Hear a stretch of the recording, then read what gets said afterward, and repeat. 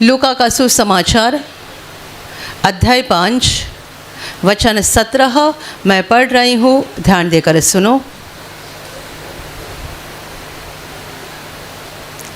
एक दिन ऐसा हुआ कि वह उपदेश दे रहा था और फरीसी और व्यवस्थापक वहाँ बैठे हुए थे जो गलील और यहूदा के हर एक गांव से और यरूशलेम से आए थे और चंगा करने के लिए प्रभु की सामर्थ उसके साथ थी।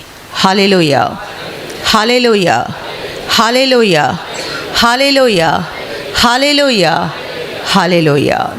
मेरे प्यारे भाई और बहनों, 2000 वर्ष पहले यीशु मसीह परमेश्वर का पुत्र जब इंसान के रूप में इस धरती पर था, वो इस्राएल के गांव-गांव में, नगर नगर में जाकर परमेश्वर के राज्य का प्रचार कर रहा था, वचन बता रहा था और इसी के साथ वो लोगों को चंगा कर रहा था और जिनमें दुष्टात्माएं थी, शैतान की आत्माएं थी, उनमें से दुष्टात्माओं को निकाल रहा था और लोगों को शैतान के बंधन से आज़ाद कर रहा था। हालेलुया। और उसी दरमियान की एक घटना यहाँ पर लिखी है। लिखा गया है कि एक दिन ऐसा हुआ था, वो एक जगह पर था, एक घर में था और वहाँ पर बहुत सारे शास्त्री, फरीसी, अध्यापक यानी जिन्होंने शास्त्र का अध्ययन किया, ऐसे सारे व्यवस्थापक वहाँ पर बैठे हुए थे जो गलील और यहूदा के हर एक गांव से और यरूशलेम से आए हुए थे। इतने बड़े बड़े लोग वहाँ पर बैठे थे जो शास्त्री थे, फरीसी थे, जिन्हें परमेश्वर के व्यवस्था के बारे में अच्छा ज्ञान था। लेकिन आगे लिखा गया है, चंगा करने का प्रभु का सामर्थ उसके पास यानी यीशु के पास वहाँ पर था। Hallelujah, hallelujah, hallelujah.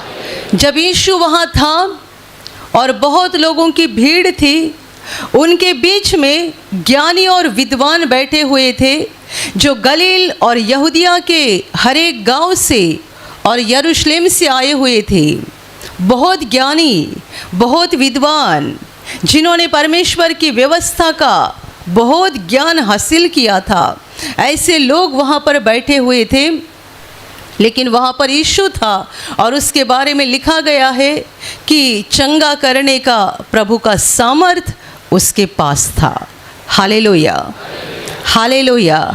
अभी ज्ञान के बारे में क्या, प्रभु के बारे में यदि बताया जाए, वो तो ज्ञान का खजाना है।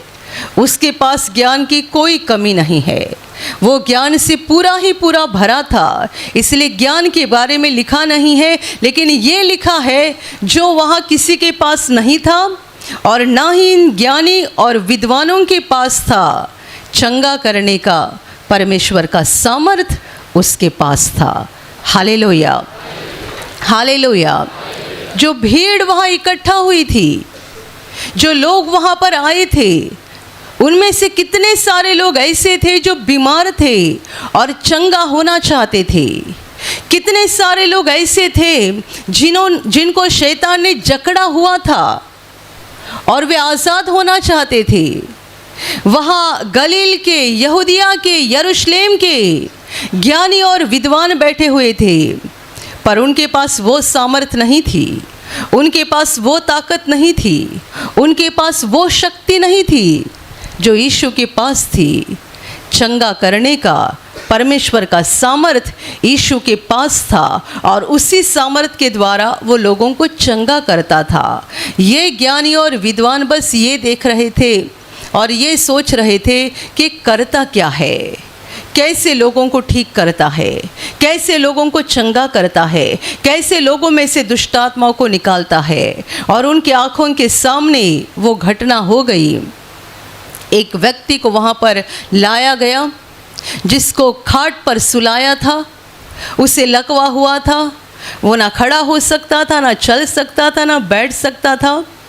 तो लोगों ने उसको खाट पर सुला कर लाया, लेकिन उस घर में इतनी ज़्यादा भीड़ हो गई थी कि उस मनुष्य को अपने खाट के साथ अंदर लेकर जाना और यीशु तक पहुंचाना मुमकिन बात नहीं थी। तो उसको लाने वालों ने ये सोचा कि हम घर के ऊपर चढ़ेंगे, छत को निकालेंगे, और उन्होंने वैसा ही किया। वे घर के ऊपर चढ़े, छत को निकाला और उस लकवे से बीमार को अपनी खाट के साथ यीशु के सामने रखा। ऊपर से छत के ऊपर चढ़कर छत को निकालकर उन्होंने काम किया। लिखा गया है कि उनका विश्वास देखकर, उनकी आस्था को देखकर, उनके दिल को देखकर प्रभु यीशु ने उस बीमार से कहा, बेटे धीरज धर, तेरे पाप क्षमा हुए। जैसे ही प्रभु ने कहा तेरे पाप क्षमा हुए, ये जो ज्ञानी और विद्वान बैठे थे वो कुड़कुड़ाने लगे, अपने मन में कुड़कुड़ाने लगे कि कौन आ गया पापों की क्षमा करने वाला, इसे कहाँ का अधिकार मिल गया। पापों की क्षमा तो केवल परमेश्वर दे सकता है, ये कौन बड़ा आ गया जो पापों की क्षमा कर रहा है। ये अपने मन में ये सोच रहे थे, लेकिन लिखा है कि प्रभु ने उनके मन के विचारों को जाना और उनको ये कहा, आसान क्या है ये कहना कि तेरे पाप क्षमा हुए, या ये कहना उठ अपनी खाट उठाकर चल फिर, आसान क्या है। परंतु तुम जान लो, समझ लो कि मनुष्य के पुत्र को धरती पर पाप क्षमा का अधिकार है। उसने उस बीमार से कहा, उठ अपनी खाट उठाकर चल फिर, और तुरंत वह मनुष्य उठ खड़ा हो गया और अपनी खाट उठाकर चलने लगा। Hallelujah, hallelujah. और ये सब देखकर लोग तो आश्चर्यचकित हुए ही, पर ये विद्वान ज्ञानी पंडित भी अचंभे में पड़ गए कि है क्या। Hallelujah, hallelujah, hallelujah. मेरे प्यारे भाइयों और बहनों, प्रभु यीशु के पास परमेश्वर का बड़ा सामर्थ था लोगों को चंगा करने का। यीशु के पास बड़ा सामर्थ था जो परमेश्वर ने उसके अंदर दिया था। वो जहाँ जाता था बीमारों को चंगा करता था, जहाँ जाता था लोगों में से दुष्टात्माओं को निकालता था। और अपने आप को ज्ञानी और विद्वान समझने वाले ये समझते थे कि हम दुनिया के बड़े लोग हैं, हम दुनिया के सम्मानित लोग हैं और सारा सम्मान हमें मिलना चाहिए। जब प्रभु लोगों के बीच में अद्भुत काम करता था और लोगों को चंगा करता था, लोग यीशु को सम्मान देते थे और इन ज्ञानियों को देखा नहीं जाता था। Hallelujah, hallelujah. मेरे प्यारे भाई और बहनों, संसार को ज्ञान की ज़रूरत है, संसार को ज्ञान की ज़रूरत है, लेकिन परमेश्वर के ज्ञान की ज़रूरत है, दुनिया के ज्ञान की ज़रूरत नहीं है। और परमेश्वर के सामर्थ की दुनिया को बड़ी ज़रूरत है। मनुष्य कमज़ोर है, दुर्बल है, और इसीलिए परमेश्वर का सामर्थ उसके जीवन में काम नहीं करेगा तो उसका ज्ञान कुछ भी काम का नहीं है, और वो अपने ज्ञान के द्वारा अपनी ज़िंदगी को इस धरती पर अच्छी तरह से जी नहीं सकता है। यदि उसके पास परमेश्वर का सामर्थ नहीं है, परमेश्वर का सामर्थ उसके जीवन में काम नहीं कर रहा है, तो उसके पास कितना भी ज्ञान हो या दुनिया की कितनी भी ताकत हो, सब कुछ व्यर्थ है। हालेलुया। यीशु के पास क्या था? क्या वो दुनिया का एक धनवान मनुष्य था? क्या वो दुनिया का एक राजा था? यीशु राजा है, था, है और युग युग तक रहेगा, लेकिन वो इस धरती का अंधकार का राजा नहीं है, वो स्वर्ग का राजा है, राजाओं का राजा है। उसने महल में जन्म नहीं लिया, एक चरनी में वो पैदा हो गया, एक साधारण परिवार में उसने जन्म लिया, साधारण मनुष्य की तरह वो जिया। वो संसार का धनवान मनुष्य नहीं था, उसके पास बहुत पैसा, बहुत संपत्ति, बहुत जायदाद नहीं थी कि वो अपने संपत्ति के द्वारा लोगों को ठीक कर रहा था या अपनी जायदाद के द्वारा कुछ चमत्कार कर रहा था। उसके पास दुनिया का धन नहीं था, परंतु लिखा गया है उसके पास चंगा करने का परमेश्वर का सामर्थ्य था। Hallelujah, hallelujah, hallelujah. शास्त्री और फरीसी लोगों को ज्ञान बांटते थे जो कि व्यवस्था में लिखा गया है। पुराने नियम के व्यवस्था में जो ज्ञान लिखा गया है वो लोगों को बांटते थे, परंतु उनके द्वारा लोगों की बीमारियां नहीं जा रही थी। उनके द्वारा लोग अपने जीवन में परमेश्वर के सामर्थ्य का कोई अनुभव नहीं कर रहे थे। हम बाइबल में घटना पढ़ते हैं, एक दिन प्रभु यीशु एक आराधनालय में उपदेश कर रहा था। आराधनालय यहूदी लोगों की ऐसी जगह है जहां वो सप्ताह में एक दिन इकट्ठे होते थे, परमेश्वर के व्यवस्था को पढ़ते थे और उस पर उपदेश सुना करते थे।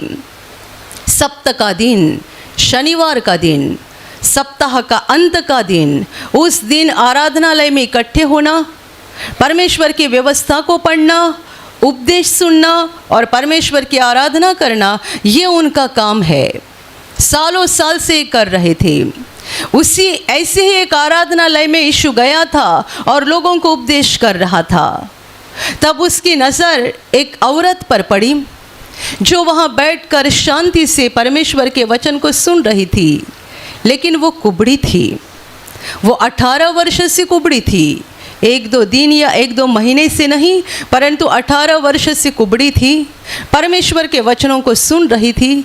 जब यीशु उस आराधनालय में गया और उपदेश दे रहा था, उसने उस औरत को देखा, उसने उसे पास बुलाया और उस पर हाथ रखकर कहा, हे नारी, तू अपनी बीमारी से मुक्त हो गई। और जैसे ही प्रभु ने उस पर हाथ रखकर यह वचन बोला, एक पल में उसका वह कुबड़ापन निकल गया और वो सीधी खड़ी हो गई। Hallelujah, hallelujah. 18 वर्ष से यह कुबड़ी थी। 18 वर्ष नियमित रूप से वो आराधनालय में आ रही थी। हर सप्ताह आकर आराधनालय में परमेश्वर की व्यवस्था को वो सुन रही थी, उपदेश को सुन रही थी, लेकिन उसे चंगाई तब मिली जब यीशु वहाँ पर आ गया। उसे छुटकारा तब मिला जब यीशु वहाँ पर आ गया। वो चंगी तब हो गई जब यीशु की नज़र उसके ऊपर पड़ी। वो मुक्त तब हो गई जब यीशु ने उसको पास बुलाकर उस पर हाथ रखा और चंगाई का वचन बोला, तू अपने बीमारी से मुक्त हो गई। ऐसा बोलते ही उसमें से वो बीमारी का दुष्ट आत्मा भाग गया और वो पूरी तरह से ठीक हो गई। Hallelujah, hallelujah. 18 वर्ष से वो परमेश्वर का ज्ञान सुनने के लिए आती थी, लेकिन चंगा तब हो गई जब यीशु वहाँ पर आ गया, जब यीशु ने उसे देखा, जब यीशु ने उसे पास बुलाया, जब यीशु ने उस पर हाथ रखा और जब यीशु उसके लिए वचन बोला, तब चंगी हो गई। क्योंकि बाइबल कहती है चंगा करने का प्रभु का सामर्थ उसके पास था। किसके पास? यीशु के पास। ज्ञानी वहाँ बहुत थे, विद्वान वहाँ बहुत थे जो हर सप्ताह आराधनालय में खड़े होकर लोगों को ज्ञान बांटते थे, लेकिन उन ज्ञान के द्वारा उस औरत को चंगाई नहीं मिली थी। Hallelujah, hallelujah, hallelujah, hallelujah. कल ही मैंने एक खूबसूरत गवाही सुनी, वो अभी तक मंच पर नहीं आई, लेकिन मैं इंतज़ार कर रही हूँ बहुत जल्दी वो गवाही मंच पर आ जाए। इसी शुक्रवार को एक बहन यहाँ प्रार्थना में आई थी और वो वहाँ जब एंट्री कर रही थी, अपना नाम लिखवा रही थी, तब सुनाई पड़ा हमारी बहन को कि उसने अपने मोबाइल पे लगातार ये 3 वचन लगाए थे, लगातार सुन रही थी। हमारी बहन ने पूछा उसको कि आप ये क्यों लगातार सुन रहे हैं? उस बहन ने कहा, इस वचन के द्वारा मेरे जीवन में बड़ा काम हो गया है और इसीलिए मैं जहाँ कहीं जाती हूँ मेरे मोबाइल में ये 3 वचन चलते रहते हैं।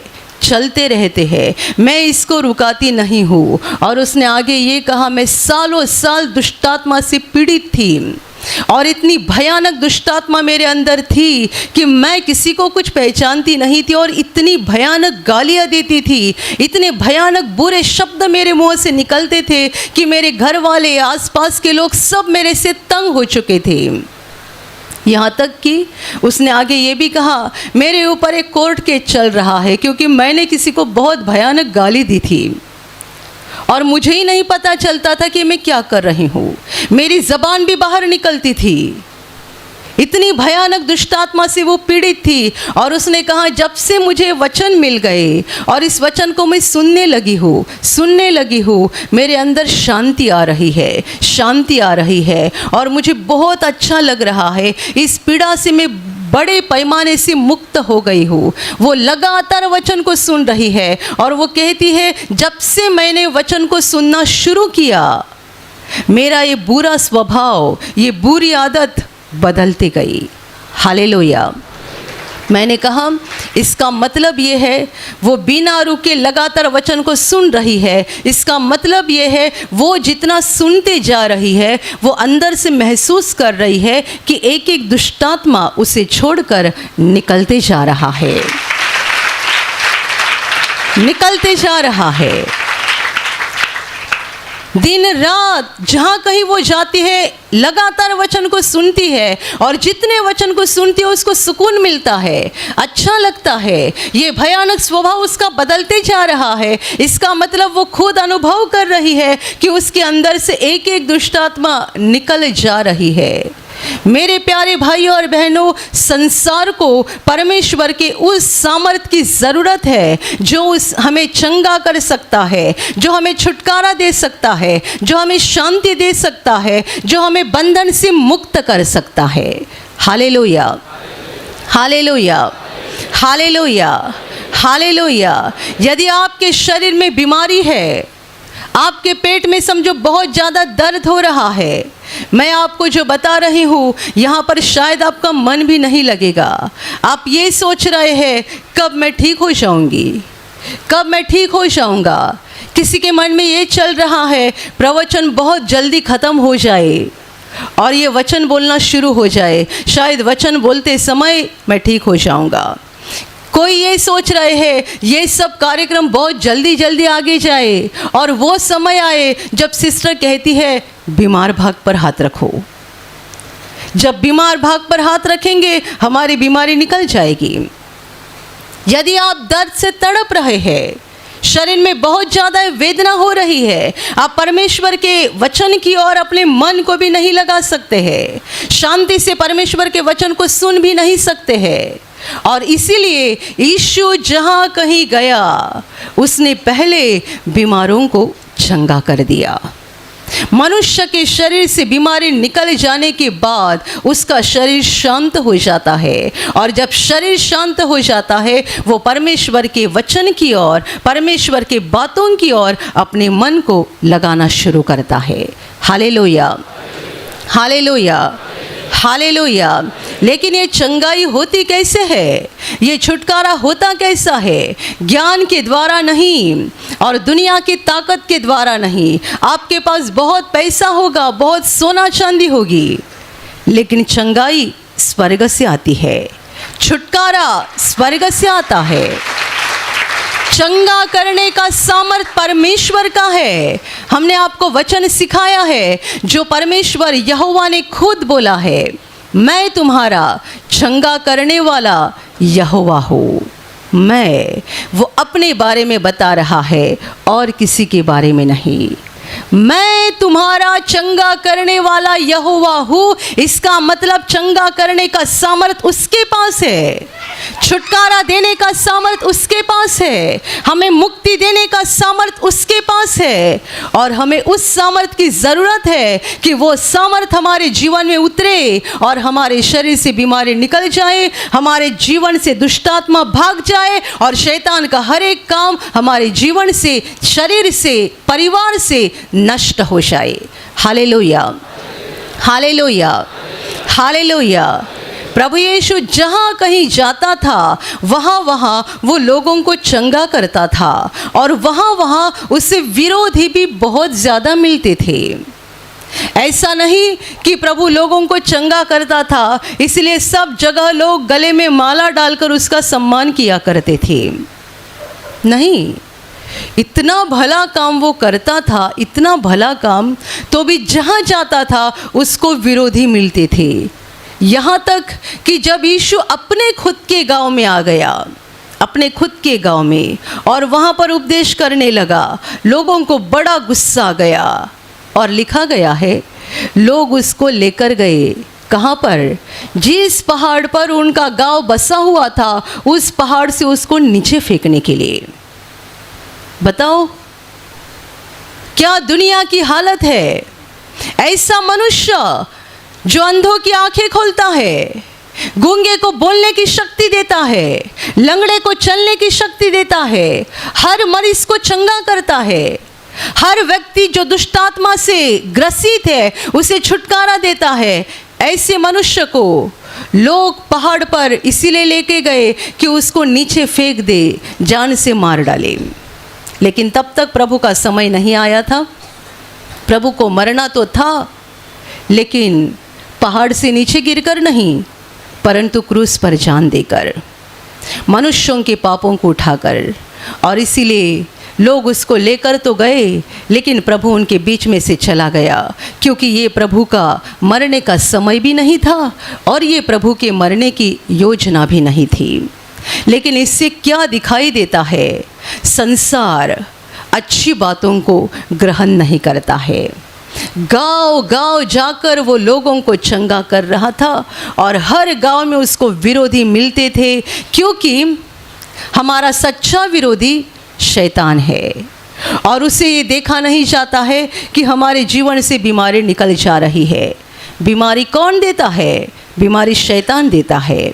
जब कुबड़ी औरत को यीशु ने चंगा किया, जो 18 वर्ष से कुबड़ी थी, वो चंगी होने के बाद यीशु ने खुद कहा है कि इसे 18 वर्ष शैतान ने बांध रखा था। बीमारी देने वाला शैतान है। जब यीशु हमें चंगा करता है, शैतान परेशान होता है। जब यीशु हमारे शरीर से बीमारी को हटा देता है, शैतान परेशान होता है, और वो दूसरों के अंदर जाकर विरोध करना, सताना, तकलीफ देना और रुकावटें डालना शुरू कर देता है। Hallelujah, hallelujah, hallelujah, hallelujah, hallelujah.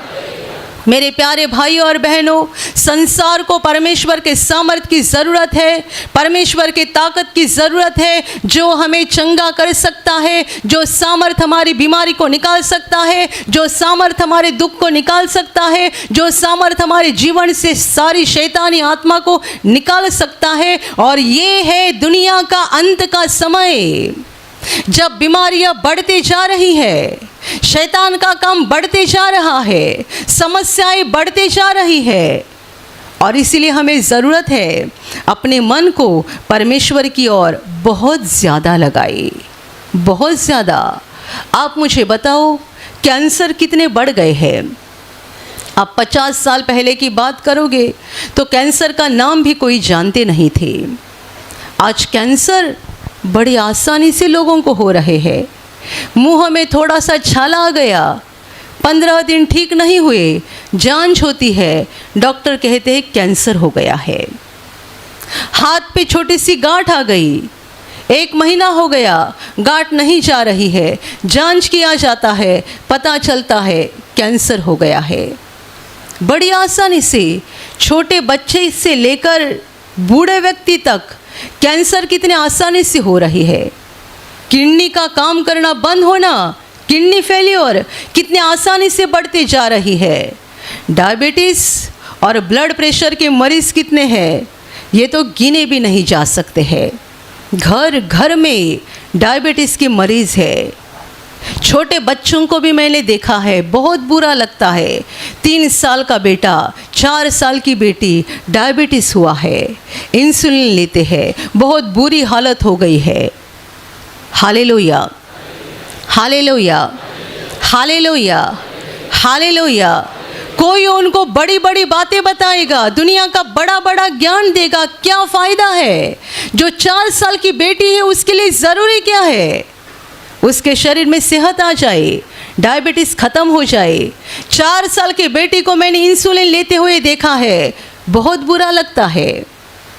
5 साल की लड़की, 6 साल की लड़की, आँखों में इतना बड़ा चश्मा लगा है, इतनी छोटी उम्र में आँखों से दिखाई देना कम हो गया, तो आगे की ज़िंदगी कितनी पड़ी है? कैसा हो जाएगा? बताओ, कितनी बीमारियां बढ़ते जा रही है, मनुष्य की हालत कितनी बुरी होते जा रही है। एक तरफ से शैतान मनुष्य को पाप में गिरा देता है, पाप करने के लिए वो मजबूर करता है, और जब मनुष्य पाप करके शैतान का गुलाम हो जाता है, तब उस दुष्ट को उसके ऊपर, मनुष्य के ऊपर अधिकार मिलता है और वो उसे बर्बाद करना शुरू कर देता है। संसार को किसने बर्बाद किया है? कितनी बीमारियां हैं, बीमारियों के द्वारा संसार बर्बाद होते जा रहा है। घर घर में बीमारियां। मैंने ऐसा भी देखा है, एक घर में 5 व्यक्ति है, उनमें से 3 जन को डायबिटीज़ है, 4 जन को डायबिटीज़ है। एक घर में 5 व्यक्ति, 5 व्यक्ति में से 4 व्यक्ति डायबिटीज़ से ग्रसित है। मीठा नहीं खा सकते हैं, ये चीज़ नहीं खा सकते, ये परहेज करना पड़ता है, हमेशा दवा लेना पड़ता है। कितनी भयानक हालत है। किसकी ज़रूरत है?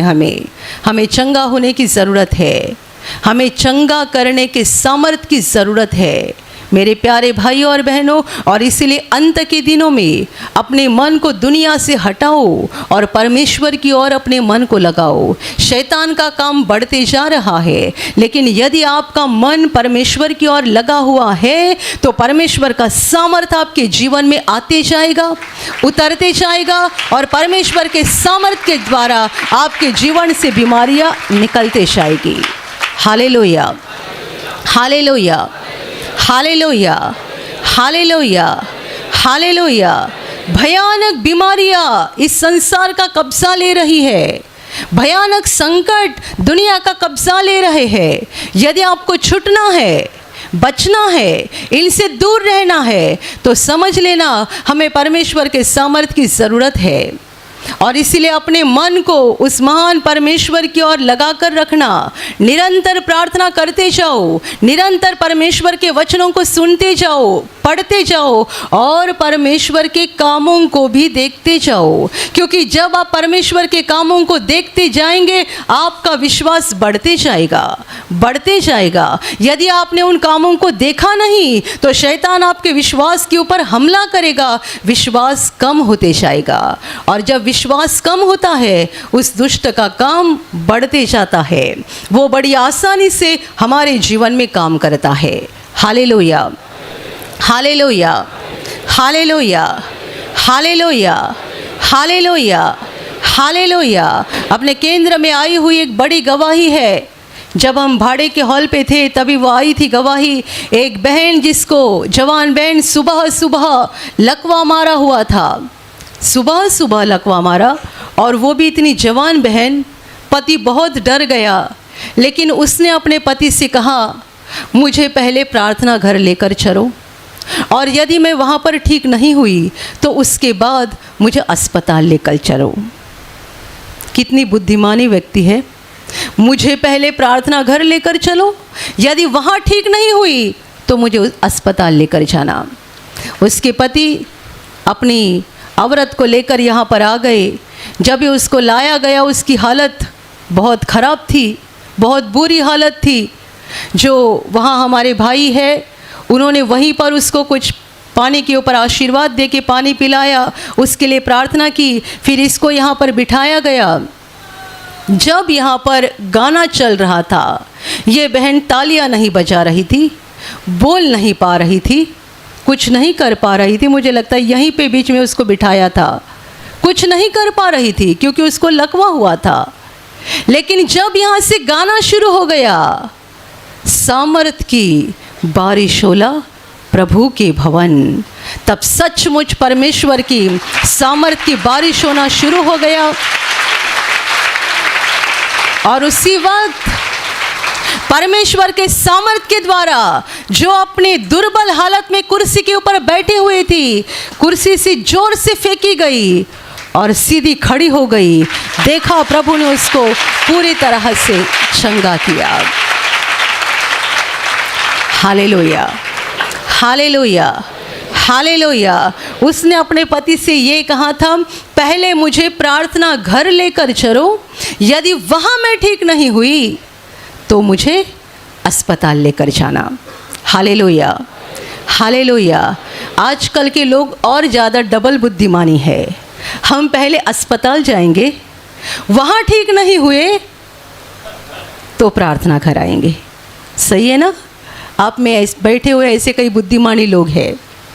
पहले हम अस्पताल जाएंगे, वहाँ ठीक नहीं हुए। लोग यहाँ प्रभु के चरणों के पास कब पहुँचते मालूम है? जब सब जगह से आशा टूट जाती है, सब जगह से।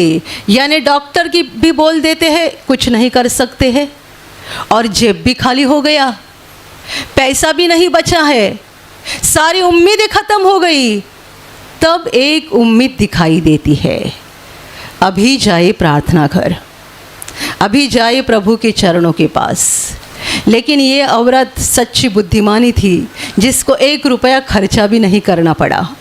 पहले चलो प्रार्थना घर, वहाँ ठीक नहीं होंगे तो जाएंगे अस्पताल। और जब सामर्थ की बारिश वाला गाना शुरू हो गया, उसके ऊपर सामर्थ की बारिश हो गई और उस बारिश के द्वारा 100% चंगी हो गई।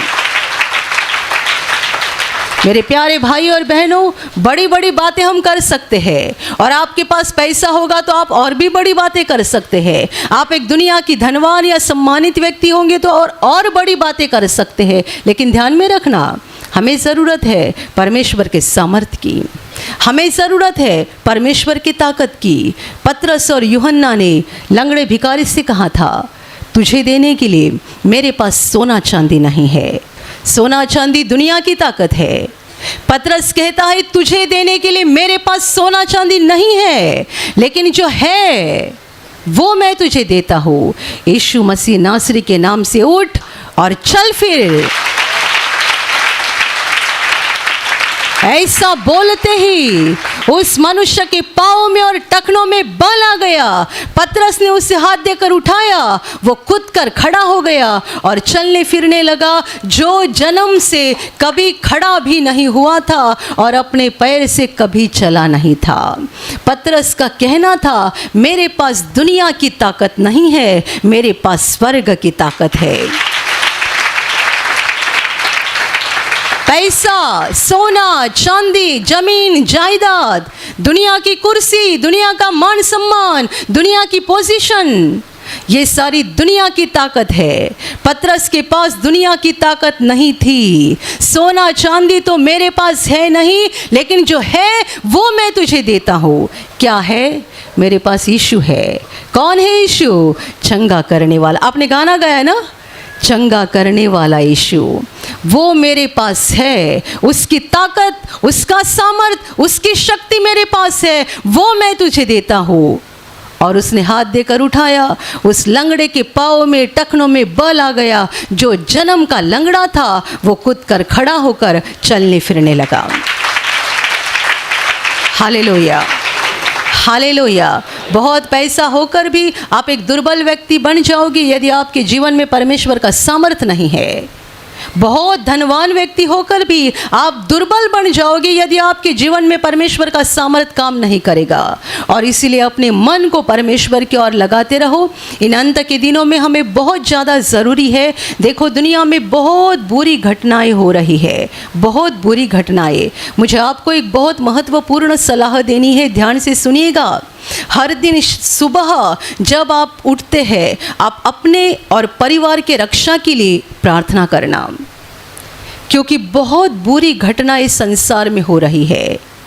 सुबह घर से निकली हुई व्यक्ति शाम को घर लौटेगी या नहीं, हम नहीं बता सकते। कोई नहीं बता सकता, चाहे आप कितने भी ताकतवान व्यक्ति हो, कोई नहीं बता सकता। बहुत भयानक हालत दुनिया की हो रही है। आज तक आपने इस बात को गंभीरता से नहीं लिया होगा, लेकिन कम से कम आज से ये मैं नहीं, परमेश्वर आपसे बात कर रहा है।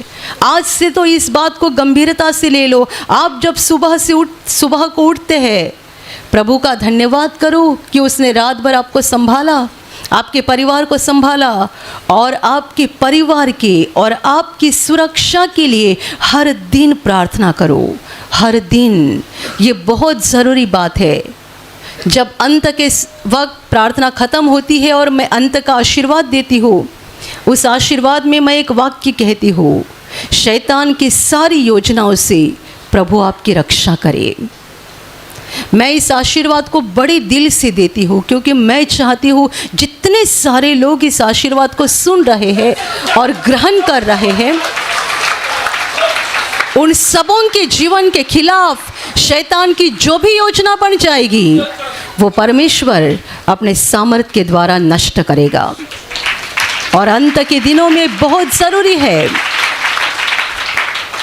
कितनी बुरी बातें हो रही है, कितनी भयानक बातें हो रही है। इसलिए मैं आपको बहुत महत्वपूर्ण सलाह दे रही हूँ। आज तक आपने इस बात को गंभीरता से नहीं किया होगा, लेकिन आज के दिन से हर दिन इस बात को गंभीरता से करो। आप अपनी रक्षा के लिए और अपने परिवार की रक्षा के लिए सुबह गंभीरता से प्रार्थना करो। और ये रक्षा केवल शरीर की नहीं, आत्मा की भी। शरीर और आत्मा दोनों की रक्षा के लिए प्रार्थना करो। मेरे प्यारे भाई और बहनों, ये वो समय नहीं है कि हम परमेश्वर को यूं ही लेते रहे। समय मिला तो प्रार्थना करेंगे, समय नहीं मिला तो छोड़ देंगे। ये वो समय नहीं है कि हम परमेश्वर को सहजता से ले। अंत नज़दीक आ रहा है, दुनिया का आखिरी दिन नज़दीक आ रहा है, और वह आखिरी दिन आने से पहले भयानक विपत्तियां संसार में आने वाली है, और विपत्तियों का आना शुरू हो गया है। इसलिए सावधान हो जाओ।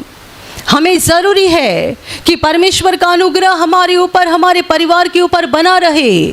परमेश्वर का सामर्थ हमारे जीवन में लगातार काम करते रहे। हमें इस बात की ज़रूरत है, और इसलिए आज तक आपने परमेश्वर को सहजता से लिया होगा, लेकिन अब से आगे मत लेना, उसे गंभीरता से ले लो। Hallelujah, hallelujah. आपका जवान बेटा, आपकी जवान बेटी यदि परमेश्वर को गंभीरता से नहीं ले रही है, तो आप उनको यूं ही छोड़ मत देना। आंसू बहाकर उनके लिए प्रार्थना करो, ताकि वे अपनी आत्मा में समझ जाए कि हमें परमेश्वर की कितनी ज़्यादा ज़रूरत है। कई माँ, कई पिताजी इस बात को सहजता से लेते हैं। बेटे की परीक्षा है ना, इसीलिए वो प्रार्थना नहीं करता है। 12वीं का साल है ना, इसीलिए प्रार्थना नहीं करता है। ट्यूशन जाना पड़ता है ना, इसीलिए प्रार्थना में नहीं आता है। नहीं, वो ना थोड़ा अपने दोस्तों के साथ घूमने गया ना, इसीलिए आज प्रार्थना में नहीं आया। आज तक आपने सारी बातें सहजता से ली है। यदि आप अपने बच्चों से प्रेम करते हैं, तो इन बातों को अभी सहजता से लेना बंद करो। यदि आपके बच्चे परमेश्वर को गंभीरता से नहीं ले रहे हैं, उस पर विश्वास नहीं कर रहे हैं, परमेश्वर के रास्ते से नहीं चल रहे हैं, यह आपका फ़र्ज़ है कि आप आंसू बहाकर रोकर उनके लिए परमेश्वर के पास प्रार्थना करें कि उन पर अनुग्रह हो जाए और वे अपनी आत्मा में परमेश्वर को जानना शुरू करें और परमेश्वर के पास लौट आए, उसको चिपके रहे, क्योंकि यही हमारी ज़रूरत है। Hallelujah, hallelujah. मेरे प्यारे भाई और बहनों, प्रार्थना करते रहो, अपने मन को परमेश्वर की ओर लगाते रहो। दुनिया की बड़ी बड़ी बातों के ऊपर अपने मन को मत लगाओ। हमें ज़रूरत है परमेश्वर के प्रेम की, परमेश्वर के सामर्थ की, परमेश्वर के ज्ञान की, कि परमेश्वर का सामर्थ हमारे जीवन में काम करता रहे। Hallelujah, hallelujah, hallelujah, hallelujah. और अभी प्रार्थना करने का समय है। आप विश्वास करो कि एक पल में प्रभु यीशु आपको छूकर चंगाई देगा।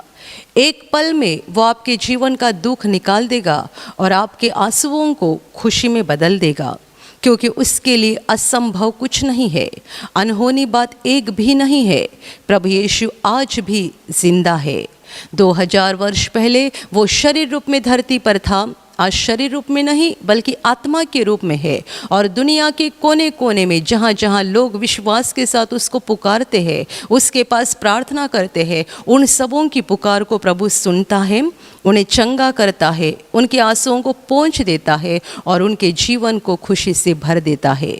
आप भी इसी विश्वास के साथ आपके बीमार भाग पर हाथ रखो, और यदि वहाँ हाथ नहीं रख सकते हैं तो अपने सीने पर हाथ रखो। प्रभु यीशु के नाम से इसी क्षण आपके शरीर की सारी बीमारियां निकल जाए। यीशु के नाम से आपके जीवन का सारा दुख निकल जाए। शैतान का हर एक काम आपके जीवन से और आपके परिवार से पूरी तरह से नष्ट हो जाए। यीशु के नाम से, प्रभु यीशु के नाम से शैतान का सारा काम आपके जीवन से नष्ट हो जाए। सारी दुष्ट आत्माओं को प्रभु यीशु के नाम से मैं आज्ञा दे रही हूँ, इसी क्षण इन्हें छोड़कर निकल जाओ और वापस उनमें नहीं आना। इसी क्षण प्रभु का महान सामर्थ आपके ऊपर आ जाए। प्रभु का महान सामर्थ आपके ऊपर आ जाए। प्रभु का महान सामर्थ आपके ऊपर आ जाए। इसी घड़ी पवित्र आत्मा की खुशी आपके दिल में आ जाए, पवित्र आत्मा की शांति आपके दिल में आ जाए और आपका जीवन स्वर्ग की रोशनी से भर जाए। आमीन।